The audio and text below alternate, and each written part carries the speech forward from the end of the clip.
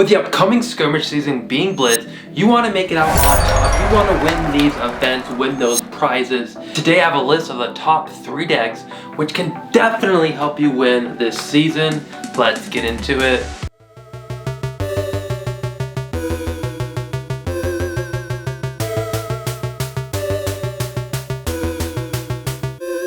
These are the top Blitz decks, in my opinion, from playtesting, looking at the meta, talking to the team. So this is definitely biased, and honestly, these might be horrible heroes. And if you think that, let me know down below. Let me know what you think you would have replaced it with instead. So like always, take everything with a grain of salt. First thing we have to look at before we talk about the heroes is, we know Oldhim lost his Sleepy Girl, and that is going to be affecting the format in multiple different ways. Losing Sleepy Girl will speed up the format, where the turns won't take nearly as long. There won't be that 1 point of life gain or life prevention every single game.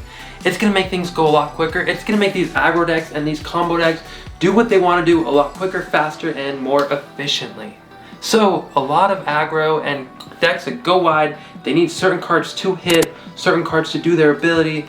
This will help them greatly. The first one we're gonna talk about is Kano. And you might be thinking to yourself, hasn't Kano been beaten by a dead horse? Or has the dead horse been beaten? I don't know what the saying goes, but you know, horse on the ground, not feeling too hot. We got a thumper whacking him, a pummel to the nose.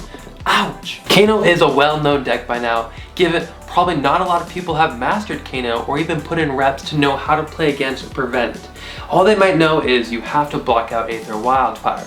And there's a brand new card that came in Uprising that does that beautifully, Oasis Respite.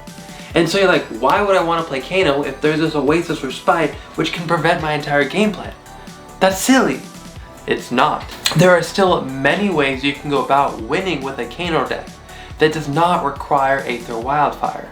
What you could be doing then is bluffing you have an Aether Wildfire. Your opponent's going to hold his Oasis Respite in arsenal or in hand, being scared, waiting for that turn.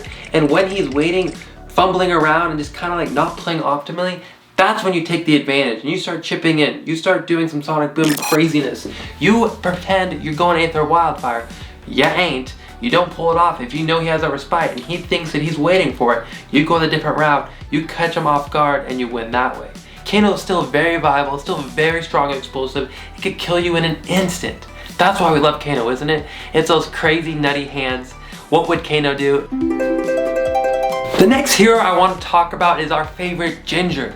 That is our friend Dash. Dash is well positioned in this meta due to how wide she can go, how she's able to basically strip your whole hand on their go off turns, playing boost after boost after boost after boost after boost, take away our equipment, take away your hand, and then they slam down that dominate card and completely cripple your game plan and most likely kill you. Dash is one of those decks where it might take 2 to 3 turns if they have consistent boosts that just go super wide. And that's all the game is, because Blitz is so quick, having that lower life total. Imagine a world where you're playing, we'll say Prism, and you have all your heralds out. Your good heralds too, not even those weird ones. And somehow they lose Phantasm and cost almost 0. And you just jam them down your opponent's face and win. Dash is well positioned with how quick she can go. With Oldhim being cut down a notch, that also helps Dash just try to get in there a little longer. Oldhim won't be doing as many weird shenanigans on his turn, or their turn I presume, where they're going to go Crown of Seeds, then they're going to draw new cards, still have 2 resources floating, possibly doing an Ice Fuse pitch, possibly playing some defense reactions. It's going to slow that down just a little bit, which will help Dash go a little bit wider, which could finish games a lot quicker. The best for last, the Ice Queen herself, Elsa.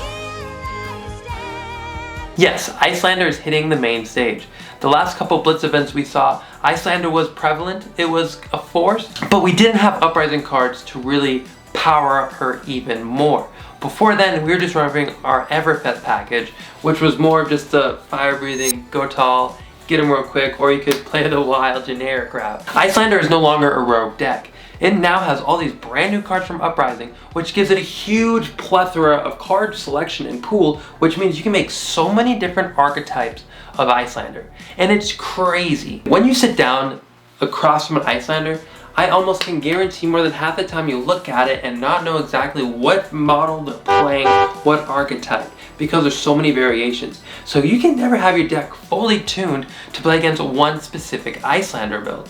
You're just gonna have to roll the dice and hope you get the correct one, or just have really good experience playing against Icelander, and even if you have the wrong game plan against the wrong Icelander, you still can prosper and know what they're doing and how to stop it. The power of instant speed on your opponent's turn, giving them possibly a frostbite, as well as waning them for that arcane damage, and constantly repeating that, where you're putting sticks in their spokes, you're clogging their gears every single game, chipping in with that arcane damage. It's going to become way too much for people to handle, and you'll be able just to exert them and just whap, bam, thank you, man. You just won the Skirmish season with your Icelander. These have been my top 3 heroes for the upcoming Skirmish season. Like I said, all grain of salt. It's all fugazi in my head. I would never trust it, but I'm pretty positive at least one of these 3 would win you a game or 2 or 3 or 4, or maybe none at all. And if that's the case, come over to my place, we'll hang out. I'll list to you automatically, we'll eat pizza, it'll be kind of fun. Thank you guys so much for watching. It is always a pleasure. Another great thing I'm going to tell you about right quick, if you stayed this long because you're the homie, is tomorrow's video. We'll be doing a booster box opening of Uprising. It's a very special video, and we are giving away the legendary that we pulled from it. Hint, hint, it's hot. But I'll see you in the next one.